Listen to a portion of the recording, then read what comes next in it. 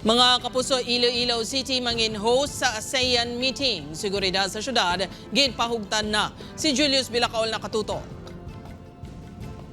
Ginapanghandaan na ang pag-abot sa mga matagas ng opisyal sa mga pungsod sa idalom sang Association of Southeast Asian Nations ukon ASEAN diri sa Iloilo City sa madason nga semana.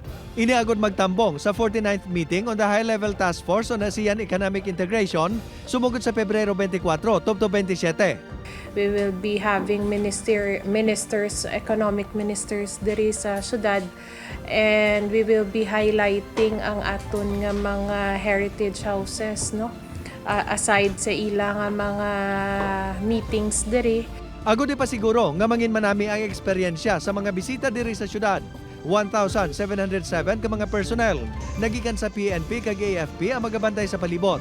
Kaina, ginpatigayon ang send-off ceremony sa mga ini sa Campo Delgado. Let's maintain and respond to the call of this duty.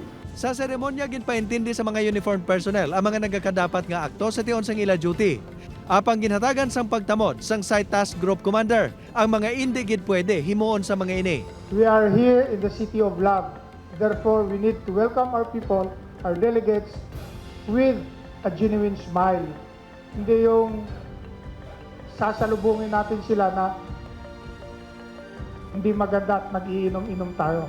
Kaangot sa ASEAN meeting, ginanunsyo naman sang Iloilo City LGU ang suspension sang face-to-face classes sa bugos nga syudad humalin Pebrero 25 tubtob 27.